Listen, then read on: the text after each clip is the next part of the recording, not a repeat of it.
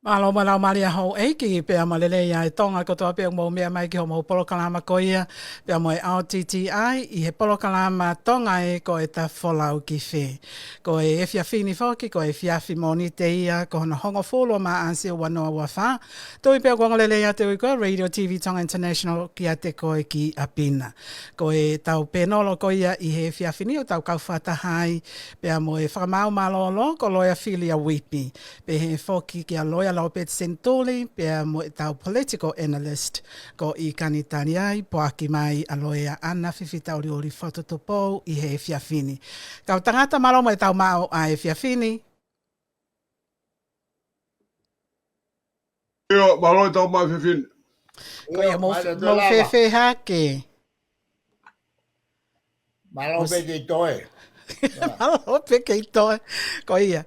Ko e tau polo kalama ko e he fiafini o ko ki I mari au pito ayanga ko ia tau polo kalama foto to ke fiafini o hange ko ia na ko o atu I he kamataanga ko ia ni o e tau ni ko e tau mua ko ia o e polo kalama Tonga ko e tau folau ki fe ko ene siofi ta e mamoto ai ngahi whakamatala pia mo ngahi tālanga o kutukuange mai pia me whare area o Tonga ke toi whai hano tala noa ai ke toi whai hano siofi pia me ngahi enkolo kehe ko hi ke tau mau ai kakano pe mo e tau mu a ko ia o ngai whakatala noa pe me whare area. However, ko e polokalama ko ia o e fiafini o ku peisi ia pe me he whangaki I mo oni I mea ko whakahoho mai e ni ihi o e kau whafofonga ko ia o e kakai ke whai a tau tala noa ki ai pe mohano analaiso. Ki mo atu na e promote mai e leite po hiwatui o ne toa ai propaganda o e siaina. Pe ko e whaunga ko ia o e pureanga siaina ke whahasi o ki ai. Ko e tau ko ia ko o si ne hu mai whafonga ko ia tonga tapo fitu, Paula Piveni Piukala, o ne ki promote mai ai whaunga komini usi ko ia a siaina, a ia o ko na tau o stala noa pe ki ai I he tau ia ko ni ko o si. I he wika koe ni kua osi nai te whai ai whakaike eke ai polo kalamani pa mo tokoni palemia ko Honorable Fusimalohi, Tokotaha Daniela Fusimalohi. Pia nā ne hangai o mai ai ki klipe koe ni ke tau ki whanongo pe ki ai ke uhi ke whakamaunga ki ai mo tono e tau whakatala noa. O mea ko maari he ngā ua si ai na whakalongolongo pe ke to'o no fomasi wa nau fonu. Ngā whakalongolongo pe. Kasi na toha mea ke whatupu hake an pe Facebook ka. Nau whanongo pe ke leo pe taha ulea mai ke ai moe ke tau talango fua ka ai. Ka paua ta whai hala alo. Tau te ake tau pota. Pake sige mea nao ake ahoni. I he tau pe ni manoa pe koe ono noa e nau hanga furi. Nau sige mea kou nau ia. Whakaavoa monu nau toi tokoni mai nau. E kakai ne tala ia koe kakai. E keke na wana chance o nau tō. A koe taki lere I fuki e na hau whakakau whangane. O ku tau nofo I ha whanua o te mokalati. O ke ngahi kautaha I Nuusilani o ku ngawe kau siaina. Koe hola mai ia pia mei siaina. O ku ke tala noa mai ta whaaki koe na siaina. Ka ko sia te ta whaaki koe ni na ki push mai e fito pia mo ni ihi na e wholau ki siaina. I he tau koe ni ko osi. Ai ki pureanga whakakomini usi ke koe na o ke toi lawe I mai pe e tokoni pale mia ko ke pe mai. Mahu inga ke tau whawhanongo ki hare o e taha. O tau nofo ia whanua te mokalati, o ku mahu inga ai fundamental o e whanua ke whakate mokalati. O ke kai ke tau o maa te mokalati ka tau toi whakawhanongo pe ka whaile o peta. Anyway, koe anga ia ai whakamatala ai toko ni pare mia. Ane po pene te whaifuke whakatala noa ki he taha o e kau taki ko ia o e patoa, pea nai pehe ai Tokotaha ko ni ko sias vai lahi po hiva. O ko kau ai temoka ai haka ni ai komini usia I he whakakau na Na e toka ki ai whakakaukau ai e palemia mālolo a kirisi pōhiwa ki te whai pesi o ki ai. So, ko ngahi tūko ngai, o kai keu ilo e awia, pe o kumooni e whatala no ka siasi pe Ikai, ka kou lotau ke tau whoki mai o tala noai, ai fo i whakakaukau ko eni o temo kalate pe a moe komini usi. Na, o ki ai pe halele ia kau tangata o e komini usi, kau kai ke tau lawa tosi o ki ai, pe na kai ke lawa e komini usi ia, ke na mo ui whakataha, hape ki na coexist pe a moe demokarati i he whanueta. Ka kou atu ka te koe loe lopeti senturi ke kamatai mai moe ta whaaki koe. E lava nai ke coexist ai demokarate pe a moe kominiusi i he whanueta.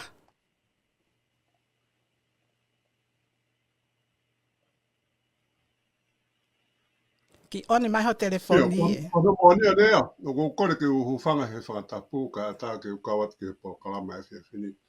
Ono monia na ia, o ku whaingata ke te mao ha pureanga pe ko ha system o ku pure. Ke pehe ko pureanga komuniusi e, ko pureanga demokarati e, pe ko pureanga whakatui e. No. In this day and age, every government is a mixture of things. Te whakatata ki te asiaina. Ko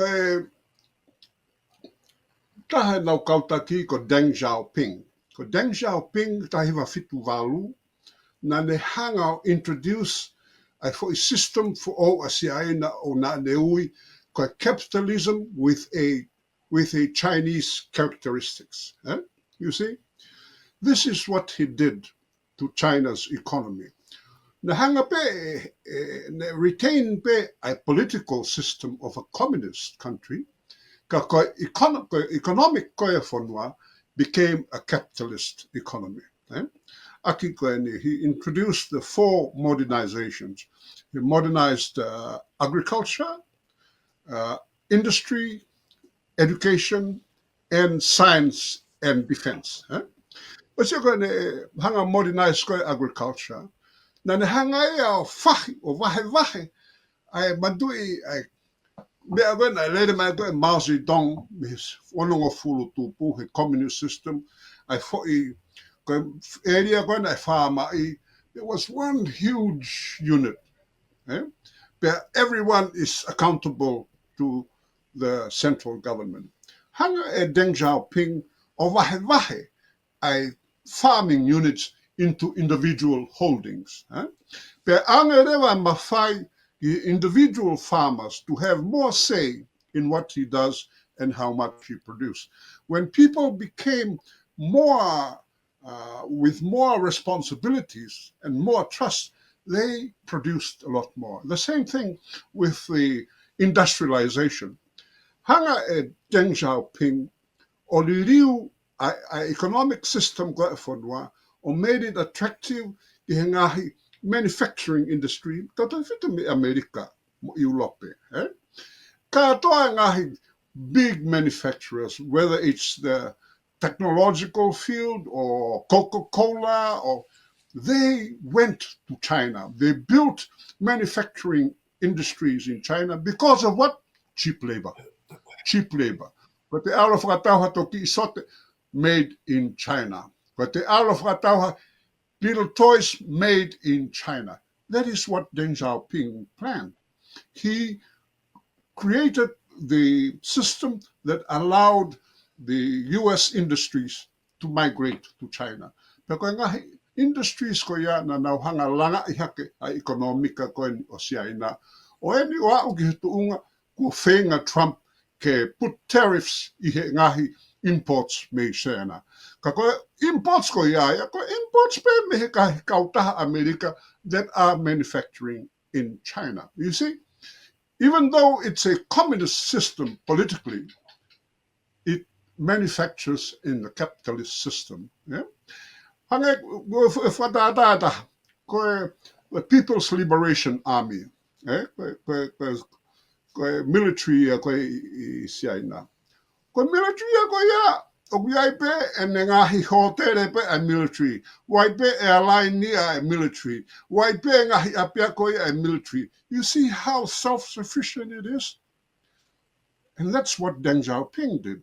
So there's no pure communist system anymore. Take Hong Kong, for example. Na whakafoke Hong Kong ki siaina hiwa fitu. Kana hanga rewa e siaina ia o ui koe one country, two systems. One country, two systems. Na nau hanga pea o whakatawata na ipe Hong Kong ke lere whakatemo kalati pe. Lere whakatemo kalati pe Hong Kong ia. Me hiwa fitu. Until very recently, like until the last 5 years, who hung at Beijing or clamped down on freedom of speech, freedom of union, freedom of congregation. Toki hangain at Beijing or clamped down on those democratic rights. Porque time mia go kamata ke hola ai kakai o Hong Kong now enjoy a democracy under the British system. They realize that the one China, two systems is not working. That's what China was called. It was Special Administrative Region because SARS, Hong Kong was called SARS. So that's why it's difficult to get Auhanga or say, oh, that's a communist country. That is a democratic country. But Singapore.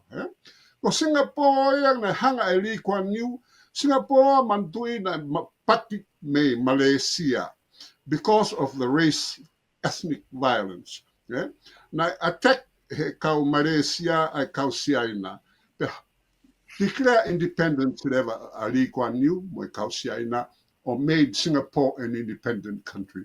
And under Lee Kuan Yew, he created Singapore single-handedly. He was almost a dictator. But you look at what Singapore is now. It's such an attractive place for industries, for big companies, for democracy to a certain limit. Of course, there are limits on the freedom of speech and freedom of assembly, etc. But it's like when Bishop Finau, God bless his name, when he was still alive, a member of the royal family in Tonga called him a communist. And when the journalists from Australia asked Bishop Finau, you are being called a communist. And his response was, did he also call me a Christian? You see? The difference between Christianity and communism is not as clear-cut. I mean, we talk about democracy as equality, liberty, fraternity, égalité, fraternité, liberté. But the thing that communism expounds, and this is what Akilisi really expounded or promoted, he did not promote equality, he promoted equity. Equity and equality are two different things. Equity o vahe whakatatau ki he whia mau e kakai. Ko equality vahe tatau e Tokotaha kotoa pe. Hange koe ni, ka pau ko hapanga te awa pule ngā ke vahe mai ngahi apia ko. Panga honga fulu e. Ai koe vahe toko honga fulu koe ataka honga fulu. Ka koe equitable system o Kihe ia. Hono vahe. E panga walu e ni, panga e ua pe ni. Koe hae uhinga because of their need. O wai whanki I whaamiri, o masiva nge I he whaamiri e taha. Wai whanki I whaamiri, hua mawai ai onga mātua. Pea koe whae pen ulu head of household. So that family will get more out of the $10, will get more, say $8, in comparison to a family that is okay, whakataha pe onga mātua, pe ngā olere, ngā whakapureanga e tangata iki. So that family will probably get $2. But the poor family with the widow as the head of the household will get $8. That is what equity is, as opposed to equality. Sorry for taking so long.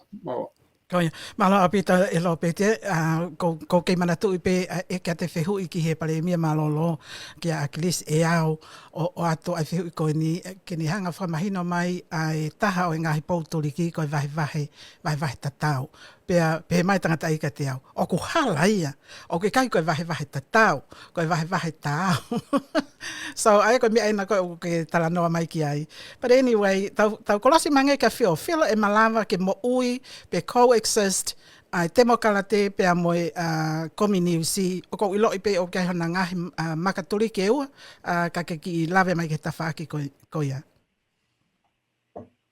Ko tui be kai ke hoko ko e mea tau parapare mai mamani he tai mini tau sio be ke Ukraine pe mo Rusia ko whainga tokateri ne mo ui ku mai koe na Trump whainga ke ta ofi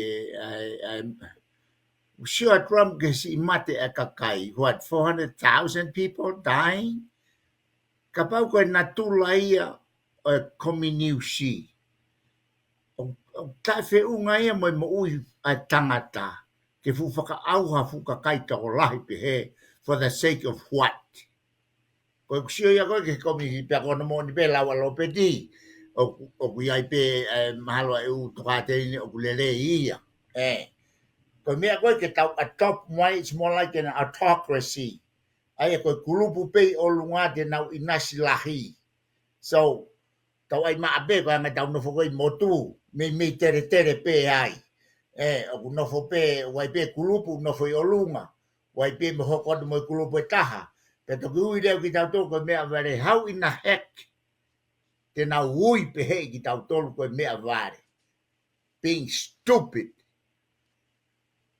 ka lau se ni turi eni e tau tautu pe mo io pe tautu pe mo io pe it's time to change the mindset o Ikai koe mea vare ki tau tolu koe kakai pe tau tolu na whao e si su tau tolu ke to o whakaukau ko ia mea tau tolu mea vare ke ilo koe whanau ki tau tolu a eiki o pehe mo ui he kai ke ui pehe tau whangakui ui pehe me tau whangatamai me tau whangafae pe hao mai ke tau a koe niku mau e ki mama pata ke itari noa ia koe au hala ia koe whakaukau koe ke hanga e tau tupu he tai mini we need to grow up pe ko hinga fok ko tau lau he poni pe kusai demokalati pe kusai ai community mo ne lau wai pe hono funky lele ka ko to tala di ko lele o tau inasia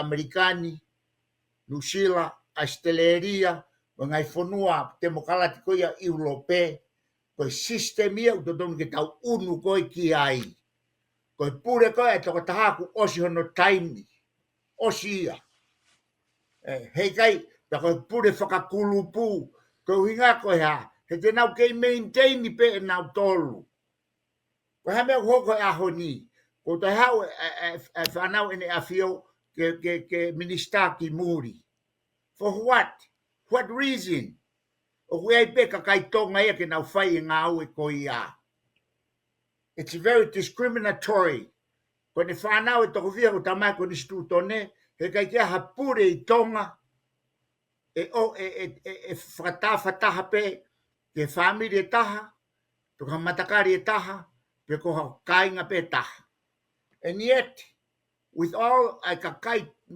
Tonga ko kinau tolu pe una inasi ai ko ampasi toa ki whe ampasi toa ki muri ki whe when are we gonna wake up o te tonu ke alu hoa ta hako maino kainga ke tau inasi he meri e koia o fonua he koe tutu nea ko ni stu tone ka tau sio atu pe kai fatu mai pe ho tau mata koia ko e sio atu ko he tai mila ke mea hoko I motu I mean it's pe fe ho tau ata mai tala mai he kakai ni hia sai pe ia ko mea pe a ho e ki mea pe a Ikai na e sai pe ia he kuonga koe ko Britania e ni ku tau parent kia e tau mo ui whakatemokalati na wau ke poini pe ke toe ke hau e kui ni pe koe tui o toe ko hau pe o kosi li pine pehe whakawa ai hakwani. Ai wharearea mo tāpuni ai wharearea. Sange, koe whakatūtū koe o mai se tita, ke tau tolu. Koe umawhai koe ni tau kei waku ai, koe uhingaku ha. Koe whetongi koe pe koe liriu na whai he hongo fulu. Tala mai koe ha, koe pure koe ki Tonga. Koe executive, koe paremia mo Tokotaha ua kabineti. Hoko ki ai meha mo wharearea, koe whauanga lao ia whonua. Pea tolu koe ha koe judiciary. Ka o ku hala judiciary he kei pure ia e kakai kehe ia, o koe ke nau mauha authority, ke nau pure ki ai. Pea o te tonu lewa ke whakatontone koe nisitutone ke ha, ke coincide e whakatontone koe nisitutone mo hongo fulu. Koe umawhai au whonua. Ko hamea te whanonge he ahoni. Koe tala mai be ahoni koe ha. O ku tae whie maari e kia ene awhio. Because he ka pau e whaha judiciary review o kai kia ha mawhai ai. Koe uhinga ia o tala pehe mai ai. Koe ai adu ke mahino peke heanga e tau no fo.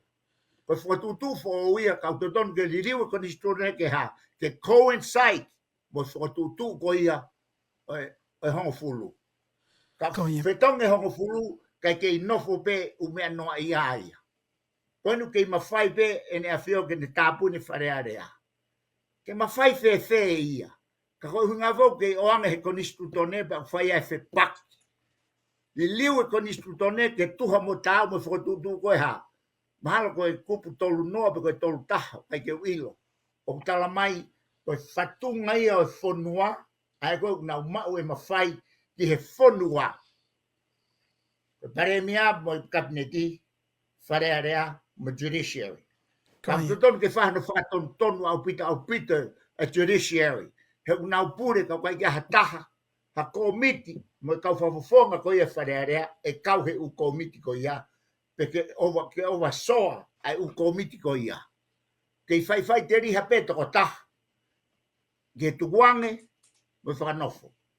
Kau tutonu ke ha, ke review e konistone ke ha, ke hai criteria. O Ikai ke hanga konistone taimini ke talamai ko ha. At his pleasure. Ko uhinga ko ia ke ha. I hene whai te riha pe ana. Ko i vare pe o ke atamai pe he kuonga ko ni. He kai ke hawa Tokotaha ke whai te riha mo ui at kakai. O pehe anga mo ui, pe ko konistu, pe ko demokarati ia. Une omi ke tangata ko toa pe. Hamau tau sio ko toa ki Amerika, mo New Zealand, mo Australia. Ko inga ko hea, ko to kaderi ne ke tau nofu ai. Ko hea whainga whakau koe ni ke o, ke kominisi. Ke mate fu 400,000, mate he ataloa pe i Ukraine, hala ia. O to tonu ke tau get to a point, ko whe mea u tonu pe nofu ai, ko whe mea ku hala pe hala ia.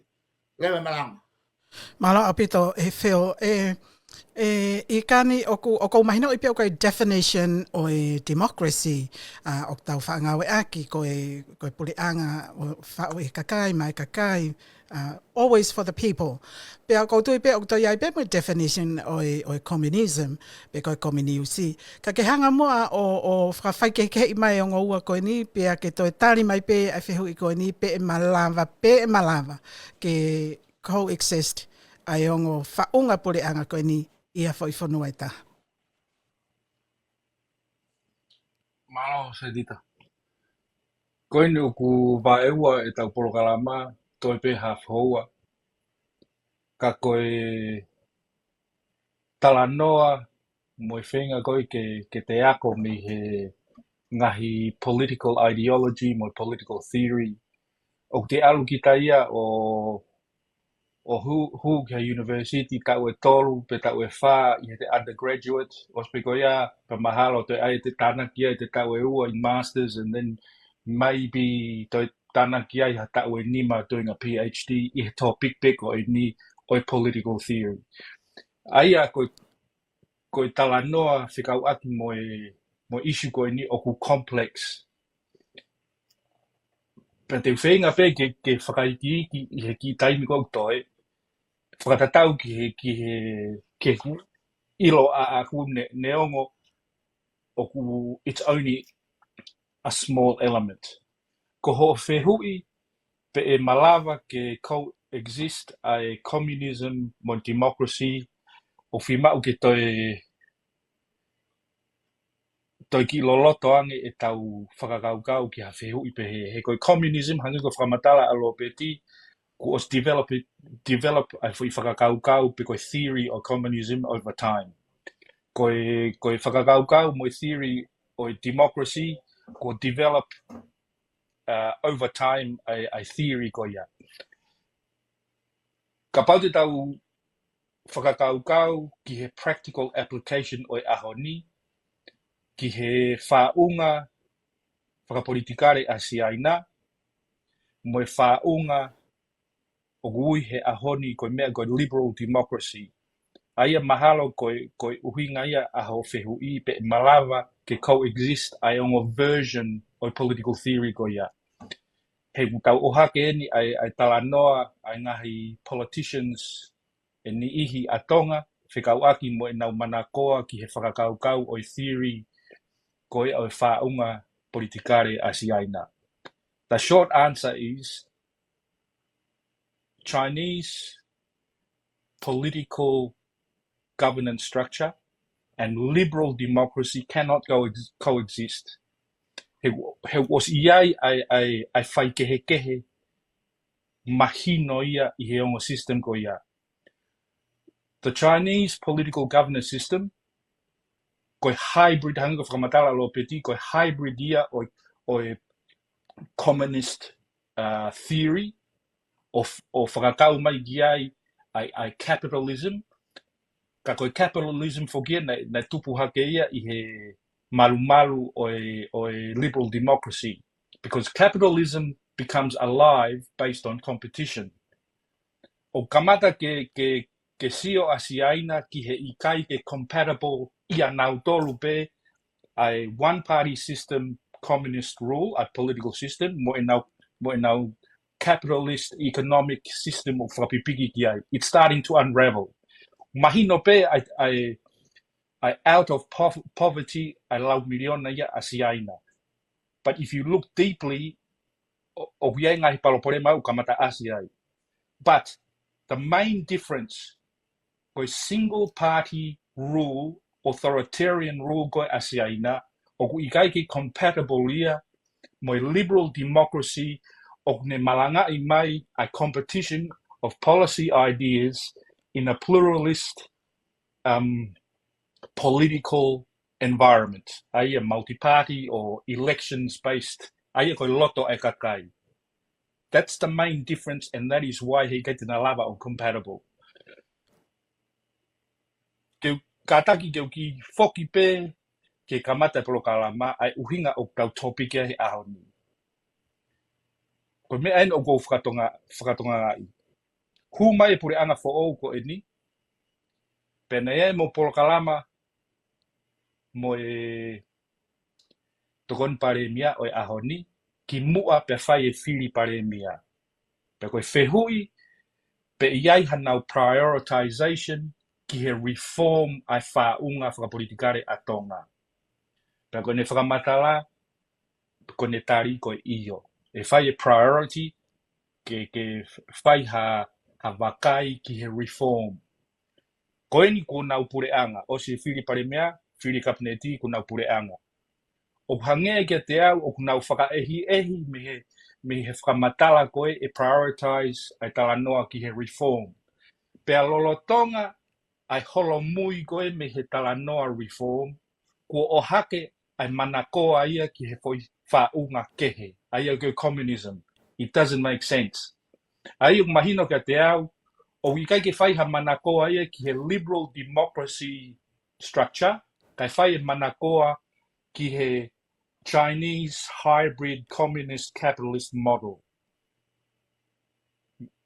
It means o kai ke mauwhia tala noa te mokalati, o mauwhia tala noa authoritarian rule. That's the conclusion. Peka pau, o te iai ha mea kehe ke whakamatala mai e he tokon pare mia, whakatatau ki he ne uhinga.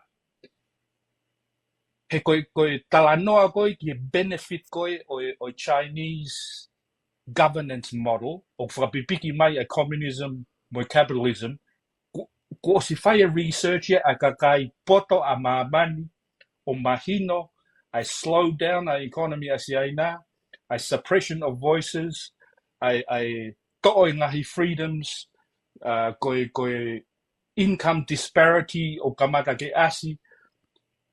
So there's already a whole heap o silahi ai ngahi palapore mai o kamata ke asi i siaina. Mea peto tana ki ai a talanoa ke hea ai tuunga whakaikanomika. China's debt levels are higher than America's debt levels. Tau te whito ki he debt levels ai local government. They're in huge debt stress. Whakaikanomika. Aia o ku whakawhehu ia a economic model o nau malanga i mai.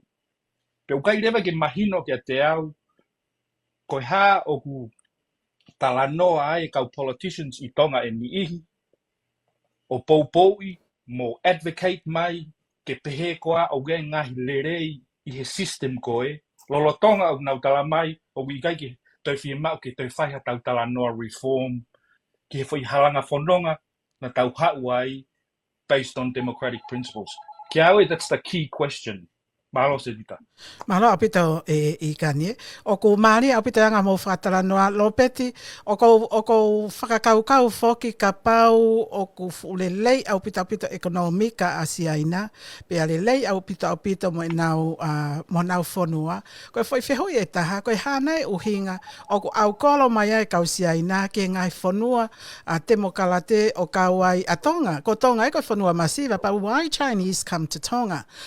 Ko kupe o ka pau o ko fu le lei fau ai tuunga ko o ki ai whonua a siaina. Ko mea talo peti ke lave mai ki ai ngahi whainga maari e ka pau lewa e whai ange ku tau mawhana ki he o mai pule anga siaina ki Tonga, kominiusi ki Tonga. Ko haha whaahinga whainga maari o kuna amana ki tau mau pe e mole ia te tau tolu o ka pau te tau wohi mai ai whaunga whakakominiusi ki Tonga. Ke tali no ki ai o ku au kolo mai ka kasi ai na i o tau whanua because of opportunities to make money. That's simple. Okay. It's the opportunity to make money, and on top of that, Mandrigo Tonga has access to Commonwealth countries as a member of the Commonwealth. So if you get a Tongan passport, or if you have a visa to Tonga, you get a better chance of accessing Australia and New Zealand. And they see Tonga as a stepping stone. Genau alwai ki Australia mo New Zealand, mo Britania, mo Canada, mga whanau community, and of course the USA. So now hawa it's a stop. It's a hangepe haki stop over. Maybe 10 years or maybe 15 years, but they don't see themselves they're now nofo whanua or nofo o mate. They see themselves moving on. They will go ki he whetu e mawai ha nau panga. That's simple. That's simple. Malo. Malo apito lopeti Phil koe ki klipi kona nā ko taha ia tani nai ai mea ai toko ni pale mia koe whakakaukau whoki a hiriange ene a ahi koe ke otomoto haapai pe nani pehe nane fuofo au pito i he ango o i masiva i he otomoto haapai. Right? Pea na e uhingai e ne whakakaukau ko ia, ko solution ke ne tau i e tau masiva mo e tau ango, ko e tau whakawhanongo ki ha leo pe e taha ke ne whai tō oni mai pa tau talangofua ki ai pe vave whakatupukoloa. So, o ko ke pehe o ko solution le ia ke whakatupukoloa. That's definitely a stupid idea. How can one person be directive of the rest of the world, or the rest of whanua? O tau sio ki ai he ahoni. O ku alu, kona na talama he tama whafafonga e taha, ke ave tolu kilu koe, o ku ave ke ngā ke kau whafafonga, ke ave ke tui, pe koe kau nōpere. wanga fefe ho tau ata mai koe kau whafofonga e kakai. Pero tala mai na rea president ni I think of Franklin D. Roosevelt na ni pehe. The test of our progress is not how much we gave, it's not how much we add to the abundance of those who have so much. It is rather that we provide for those who are less fortunate. I think I am paraphrasing that. Ko fuaia o tau ngā we o gai ko sio ki olunga. Ai ni ko fai ke fanga sio fangi ka so tia ko na. Ke ave ki olunga kai ke ave ke osilahi kai ke ave ke kai fanga ki hapai. O fe ngā o ke fai ki hapai. Kame o ke tu si ai ngahi mea hu alu ke hau e ki te moe tui moe ufare ko ia. Tu ose whakamore ko ia kai ave paanga ko ia to konti kau masiva. Kamea koe ke lawai ata mai koe au pehe. Peanga whewhere wa tau laka ki mua. Oku momoi peki o lunga. For those who have abundance already. Koena hoki hapai pa tala mai usaya siaina. How that can be? Ke saya siaina o pure pe Tokotaha. Ko tau loto ke pure Tokotaha. O tau palaparea mahe tai mini koe ke tau alu moi kuo ngā. Whakasisia o lunga ka whakalailahi a lalo. Kono sivia e tau moui whakalaka. And yet, te ke hatala mai wholofola mo ka taka inga koe ke wai ulau wholofola. Ke ofa ke mau mea. Ko wheha kupu e wholofola te mo talamai koe kakai lotu mo tolu. Talamai ke ofa ke he tu maari e. Ikai. Koe wholofola me he vesi, ki he vesi. Ofa ki he masiva. Koe vesi au tau whanongo ki ai. And yet, wai ke tau mai promote u whakaukau koena ke pure pe Tokotaha. Whewhenga mo ui. Nā tau tupu hake ai, and you promote it to your posterity, hala ia. Taimi ke tau a ka inga. Tau sio ko tau whanau, sio ko tau hako, sio ko tau whamiri. He kusio pe kulube o lungaka nau tolu pe. No difference. Ange koe na ulave ke ane nai. Tara mai ke tufa tatau e ka kia whamiri. Even if whamiri ko ia. Ka hiri koe aku ha. Koe na kuhau pe tamaya koe o minister ai ki muri. Ke kai pe merie he whamiri e taha kai hala pe. Ai koe tau tokangi ai. Tau alu ki he reality o e tau mo ui. Tau nofo tato he theory. Tau nofo i he. Nofo moe ha. Ka koe erito ko ia. O ave ki o lunga. Kai hala lalo. Halai. Malo a pita Phil, I kani oku lave I pe foki a to unga koia o ki ai siaina I he taimeni. Weka nau Facebook. Oku nau monitor e tau lotu. Oku nau monitor e tau kau whaiwhekau. Pea ka pau ka I malanga e whakahoko mai. Ko pau ke tau ki approve mai malanga ko ia me he pule anga. Ka pau lewa e hoko eni e mole I Tonga e mole e tau taina koe na mahe koni stutoni. Ai freedom e tau lotu. Ai freedom of speech. Ai freedom o ngahi o tau ataina ke lea pea motohi mo e te whakakaukau. Ke ki lawe I mai e te whakako ia kataki. O si mahino au pito se tita ai ngahi suppression ia o ha system hange ko o roro Tonga ia I asiaina. Pe o kai ke ko whamatala ko pehe o monitor e he pure anga siaina ai lotu. It's worse than that. O nauhanga o edit ai tohi tapu ke whakatatau ki he nau toka te line whaka-communist. That is a fact. That is what they do. They change the Bible. That's what they do. Ka kia te au, se tita was mahino ki he kakai taukei, mo wako I he eria koe ni, whakatatau ki he foi system koe, ko hange ko whakamatala alo pete he kamata. Na iai foi theory, I he whitungo fulutupu, I siaina, ke to'o ai communist ideology, o whakapipiki mai ki ai capitalist economic theory, ko uhinga ke pehe koa you are going to make the communist system better. Pe o mo oni na o hake mahalo ko yono ngea miliona ai kakai siaina na to o hake me poverty mahino ia. But the fact remains, ko ngahi mea koe na e kalu se whai I siaina e he kakai, ke au ki he tuunga ko ia is still there. Ka taki ka kofie foki pe mua, ki he tau mua o Polokalama, topiko e ahoni. He koe whehui na ke oange ka whio.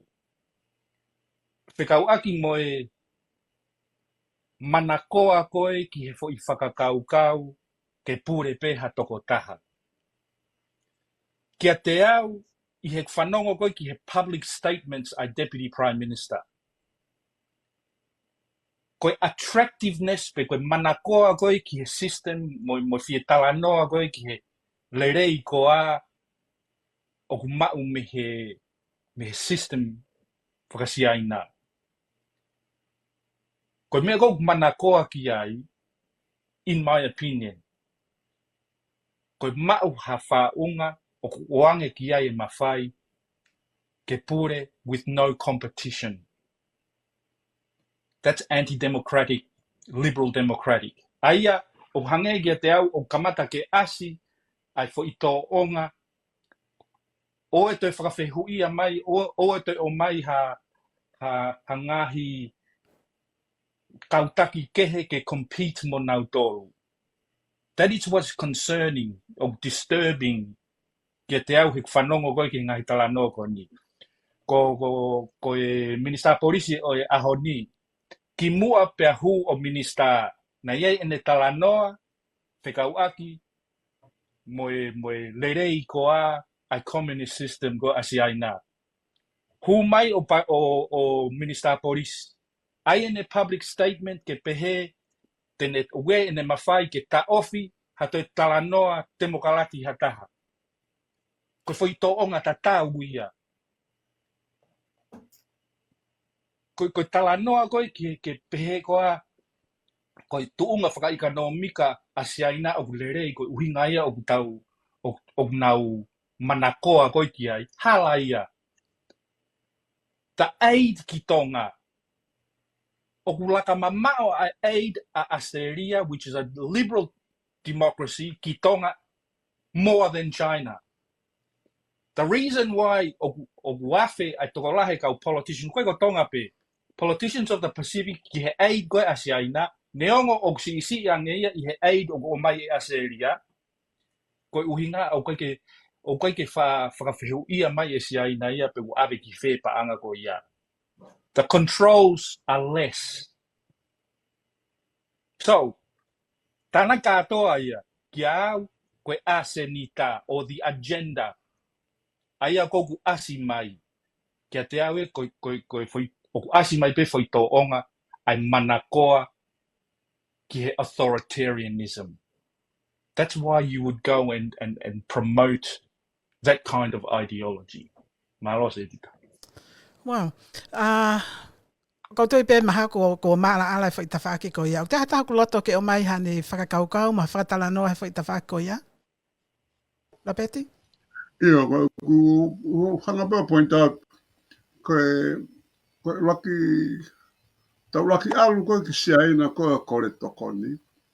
Koe uhi, koe ngahi tokoni koe na tau whia mau.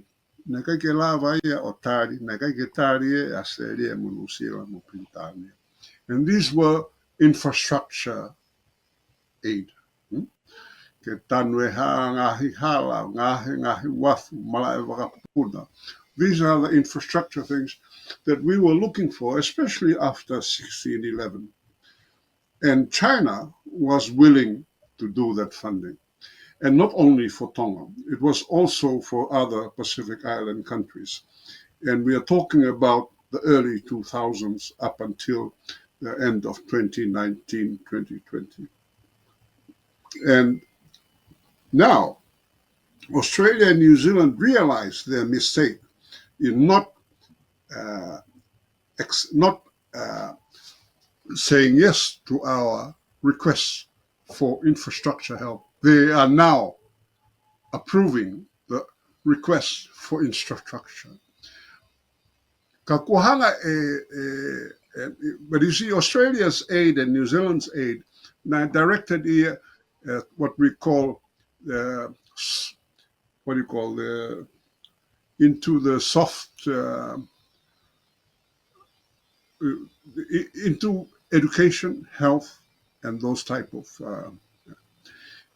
and that's what China is doing now, is also diverting into that type of that area. Yeah, so it depends on what is the popular theme for their assistance. As I said, in the early 2000s and 2010s onwards, it was infrastructure. Now it's into the soft soft areas like education and health, etc. And increasingly, they are providing more scholarships for students to study at universities in China. And I've always told diplomats who have asked me from Australia, New Zealand, the United States, where does Tonga's allegiance lie? And I tell them, ko tau wā koe mo Australia, mo New Zealand, mo Amerika, mo Britania, ko lau ngau, ko tau 100 plus years. Ko tau relationship mo siya na toka mata he tahiwa walu. So it's only less than years. Ai koe tau lahi koe tau whenga aki mo ngai whanua koe ni. Kei ngā roe he atamai ka kai he taim ka hoko ai ha tuuni ke whai ha whiri, pe tau kau ki se aina, pe tau kau ki Australia mo New Zealand. Ko tue kau ho tau kakai o tau tolu ki Australia mo New Zealand. Koe ui, na tau whenga aki ngai tau lahi. Ka ko whamanatu at pe mea koe ni whekau aki moe ui ki tau tolu koe mea wale, o haa mea wale. Tokua o kei toko lahe kakai au nau kei nofo he pokau koe ia, koe haa mea wale ki tau tolu. Whamanatu at pe na taimi koe na minister ako ai tamakutu pou wha. Koe fuafua Minister for Education ia, i he 50s and 60s. Me taimia koe ia, koe ako koe ki muri, overseas scholarships. Na whakangatangata pe ki he whanau ho Nobel. Na hanga tu po wha liriu i policy koe ia, o whakaata ki hataha pe o whanau o kakai whanua. Ke now qualify if they are o nau poto whiunga ke nau ngā ek hanga scholarship a kule ngā ke ako I muri. And that's what's happened. O kamata mai mea Tokotaha kawairi ko e peri hau ofa. Ko kakaia na nauo o mao mata I tohi. Me muri ko hui ko hanga he ene awhio o whakaata a scholarship a pule ngā ki haa mea ware. So, ko haa mea ware pe ka pau hikai ke ne ngā aki a ngā opportunities o hanga e pule a ngā o mai. That's their fault. O ko e anga ia e kūtui. Pea koe nā kosilea ki pehe program wha au si. Koe tau mua koe ni ai kauo koe he tori, programa tori ki muri. O hikai ke nau tau mua ke nau o tori koe uhi ke hoko hake e nau whanau o nau hoko atu he programa tori. Ikai, koe nau o tori koe uhi ke hoko hake e nau whanau o nau o wako university. O wako ke nau toi mao lunga ngai. Koe natural choice ia ai mātu a Tonga. O kai ke nau pehe ke aulhake pe nau whanau o nofo pe lalo hange koe ni ke mea ware pe no. O aspire ai Tonga kotoa pe ke ako university nau whanau pe nau hoko o maaurunga hake I he nau o mātua. Malo. Malo o peto e lo peti e. Phil o Ko toi pe mahao ko maala ala ai tawhaaki ko ia. O te hame o ke loto ke tānaki mai i tawhaaki ko eni. Tau te whito o ka pau e warm pe mawhana ai loto o kau whafofonga ko eni. Pe moi pureanga whou ke tau tānaki a te community ke tau whaunga pureanga. Ka pau ka ki te hame o ke loto ke tānaki mai ai. Pa tau hoko at. Hala o pito whakaukawe ko ia. We bid a systemia monoki lei.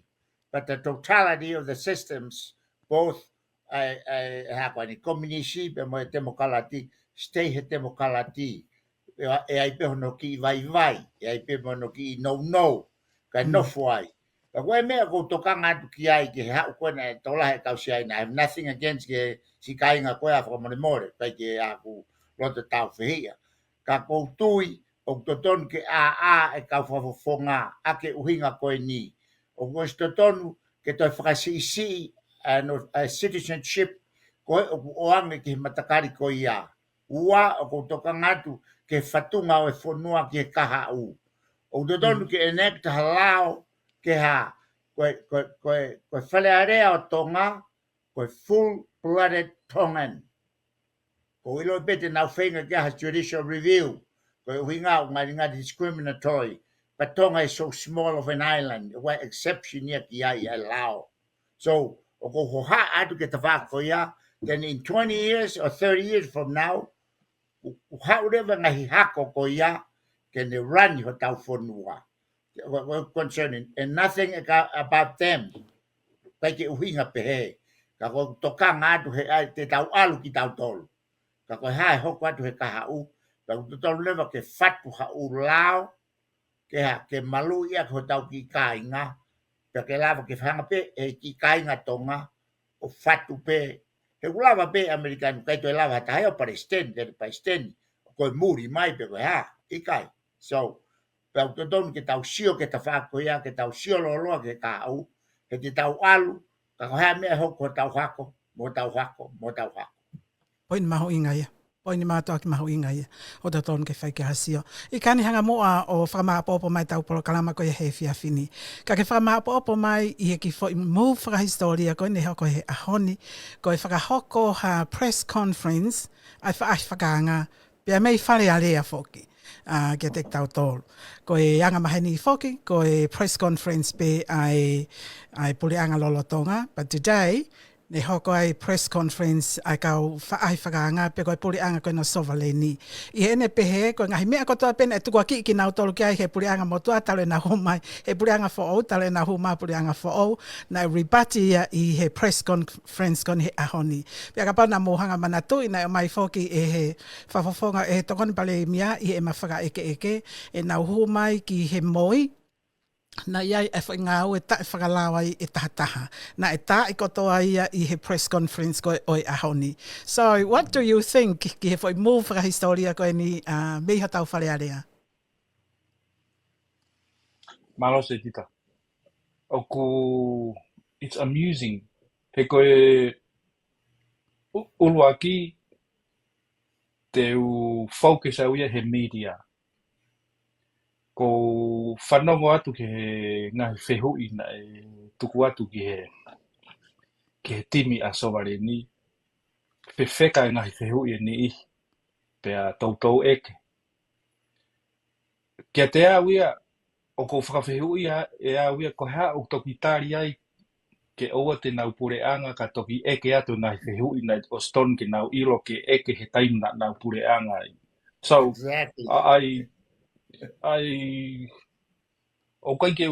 don't give the media any credit in being courageous in this instance. Whika ua ki ai, o ko tū perepere ngesi, ai position ai pureanga o i taimini, he guai ai mooni e ta whaaki a sovareni. Ka pau o ku mooni ai tuaki, ai corruption, moi fraud, moi ngahi mea pehe,